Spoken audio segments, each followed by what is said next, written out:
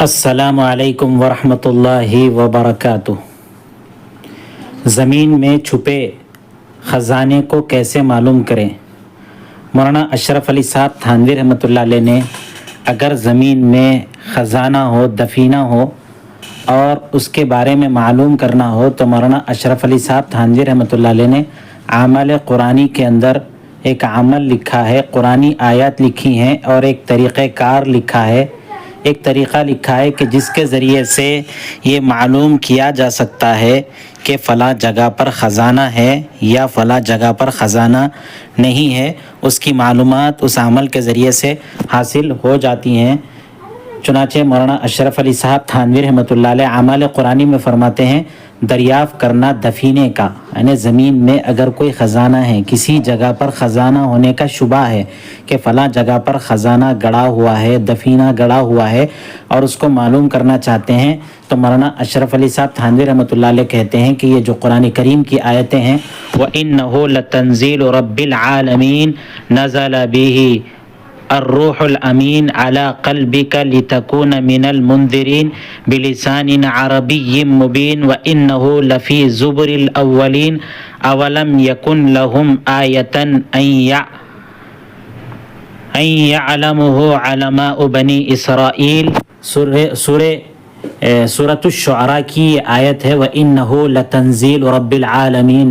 نَزَلَ بِهِ الرُّوحُ الْأَمِينُ عَلَى قَلْبِكَ لِتَكُونَ مِنَ الْمُنذِرِينَ بِلِسَانٍ عَرَبِيٍّ مُبِينٍ وَإِنَّهُ لَفِي زُبُرِ الْأَوَّلِينَ أَوَلَمْ يَكُنْ لَهُمْ آیَةٌ أَن يَعْلَمَهُ عَلَمَاءُ بَنِي إِسرائیل۔ اس آیت کے لکھنے کے بعد مولانا اشرف علی صاحب تھانوی رحمۃ اللہ علیہ اس کا عمل اور اس کا طریقہ بتلاتے ہیں۔ اگر کسی جگہ دفینے کا شبہ ہو کہ کسی جگہ پر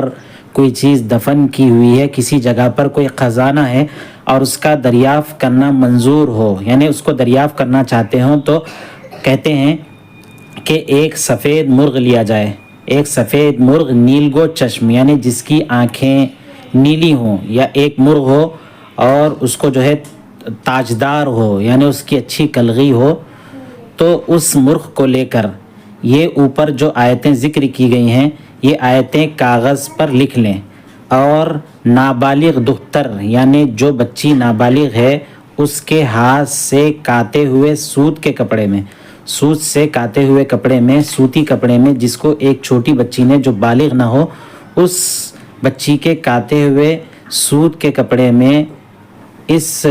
آیت کو لکھ کر سی دیں۔ پھر اس کے بعد وہ جو مرغ ہے، اس مرغ، وہ سفید مرغ جس کی آنکھیں نیلی ہیں، یا جو تاجدار کلغی کا حامل کلغی والا جو مرغ ہے، اس مرغ کے بازو پر باندھ دیں اور اتوار کے دن اس مرغ کے بازو پر اس سوت کے کپڑے میں جو آیت لکھی ہوئی ہے اس کو باندھ دیں۔ اتوار کے دن جب سورج دوپہر میں ڈھل جائے تو سورج کے ڈھلنے کے وقت جہاں پر شبہ ہے کہ فلاں جگہ پر دفینہ موجود ہے، کوئی چیز گڑی ہوئی ہے، کوئی خزانہ وہاں پر موجود ہے، اس مرغ کو، جس مرغ کی بازو پر، اس مرغ کے بازو پر سوت کے کپڑے میں قرآن کی آیتیں لکھ کر اس کے بازو میں لگائی گئی ہیں، اتوار کے دن زوال آفتاب کے بعد، یعنی دوپہر میں جب سورج اپنے آسمان سے ڈھل جاتا ہے، ہٹ جاتا ہے، تو اس کے بعد اس مرغ کو جس کے بازو پر یہ آیتیں بندھی ہوئی ہے سوت کے کپڑے میں ڈال کر اس کو اس جگہ پر چھوڑ دیں۔ وہ دفینی جہاں پر ہوگا، وہ دفینہ جہاں پر موجود ہوگا، وہ خزانہ جہاں پر موجود ہوگا، وہ مرغ اس جگہ پر جا کر کھڑا ہوگا اور پنجوں سے، اپنے پیروں کے پنجوں کے ذریعے سے، منقار سے، یعنی اپنی چونچ کے ذریعے سے وہ جگہ، جس جگہ پر خزانہ موجود ہے، جس جگہ پر خزانہ موجود ہونے کا شبہ ہے، یہ مرغ اس جگہ جائے گا اور جا کر اپنے پنجوں سے اور اپنی چونچ کے ذریعے سے اس جگہ کو کھودنا شروع کر دے گا، کریدنا شروع کر دے گا۔ اس کو جہاں پر خزانہ موجود ہے وہ جگہ پر وہ مرغ جائے گا اور جا کر اس کو پنجوں سے اور اپنی چونچ سے کھودے گا، کریدے گا۔ اس طریقے سے پتہ چلے گا کہ فلاں جگہ پر خزانہ موجود ہے اور فلاں جگہ پر خزانہ دفینہ ہونا موجود ہے۔ اس طریقے سے معلوم کر سکتے ہیں کہ کس جگہ پر خزانہ موجود ہے، کس جگہ پر دفینہ موجود ہے، اگر اس طریقے سے، جس طریقے سے مولانا اشرف علی صاحب تھانوی رحمۃ اللہ علیہ نے بتلایا ہے کہ اس قرآن کریم کی آیت کو کاغذ پر لکھ کر چھوٹی بچی کے سوت کے بنے ہوئے کپڑے میں اس کو باندھ کر سفید مرغ جو نیلگو آنکھوں والا ہو یا تاجدار ٹوپی والا جس کی کلغی بڑی ہو، اس کو اگر بند کر اس کے بازو میں لگا کر اتوار کے دن سورج کے زوال کے بعد اس جگہ پر چھوڑ دیں تو وہ جا کر اس جگہ کو کریدنا شروع کر دے گا۔ السلام علیکم ورحمۃ اللہ وبرکاتہ۔